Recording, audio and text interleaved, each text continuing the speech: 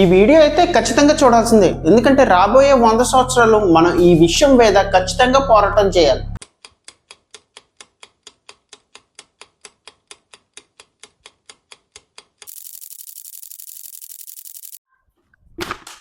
ఇది normal plastic bottle అని అందరం అనుకుంటాం. ఈ బాటిల్ని చూస్తుంటుంటే చాలా సింపుల్గా ఉంది కదా, కానీ ఈ బాటిల్ 500 సంవత్సరాల దాకా భూమిలో కలవలేదంటే మీ ఒపీనియన్ ఏంటి? ఈ బాటిల్ ఉంది కదా, ఇది నువ్వు చూస్తున్నావు, నీ పిల్లలు చూస్తారు, నీ మనవాళ్ళు చూస్తారు, ఇంకా అప్పటికి కూడా కలవలేకపోవచ్చు.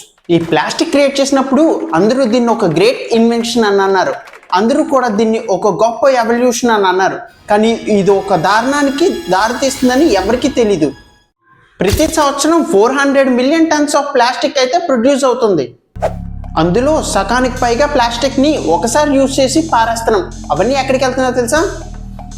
అవన్నీ ఓషన్స్లోకి వెళ్తున్నాయి. అందులో ఏముంది పెద్ద ప్రాబ్లం అని అనుకోవచ్చు, కానీ అందులో ఉండే జీవరాశులు లైక్ ఫిషెస్, వేల్స్, టర్టిల్స్ ఇవన్నీ కూడా ఆ ప్లాస్టిక్ని తిని కడుపులో ఉండి మొత్తం కూడా జీవాలు చచ్చిపోతున్నాయి. ఒక చనిపోయిన వేల్ కడుపులో 100 కేజీల ప్లాస్టిక్ దొరికింది. అంతేకాదు మన ఫుడ్, వాటర్, ఇంకా బ్లడ్లో కూడా ప్లాస్టిక్ అనేది ఉంది. ప్లాస్టిక్ ఎప్పుడు పూర్తిగా పోదు, అది మైక్రో ప్లాస్టిక్ రూపంలో అలాగే ఉంటుంది. మనం డైలీ తాగి ఈ 1 లీటర్ బాటిల్లో 300 మైక్రో ప్లాస్టిక్ పార్టికల్స్ ఉంటున్నాయి. అంటే డైలీ మనం రోజు ప్లాస్టిక్ తాగుతున్నాం అనమాట. సైంటిస్టులు కనిపెట్టిన షాకింగ్ విషయం ఏంటంటే ఇప్పుడే పుట్టిన చిన్నపిల్లల్లో కూడా ప్లాస్టిక్ ఉంది. మనం తినే ఫుడ్లో ప్లాస్టిక్ కలవడం వల్ల క్యాన్సర్, హార్మోనల్ ఇన్బ్యాలెన్స్, ఇంకా ఫెర్టిలిటీ లాంటి చాలా జబ్బులు వస్తున్నాయి. ప్లాస్టిక్ అనగానే మనందరికీ గుర్తొచ్చే మాట రీసైక్లింగ్. కానీ ప్రపంచంలో 70% ఆఫ్ ద ప్లాస్టిక్ పొల్యూషన్ ఎక్కడ జరుగుతుందో తెలుసా?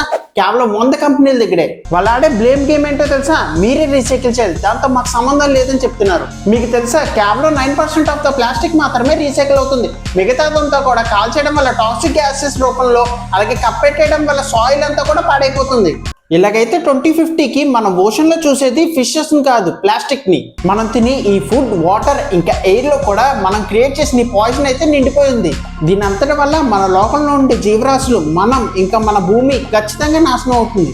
ఇప్పటికీ ఏమీ ఆలస్యం అయిపోలేదు. మనం అనుకుంటే ఇప్పటికీ ఆపచ్చు. దానికి మనందరం కలిపి చేయాల్సిన పని ఏంటంటే say no to single use plastic.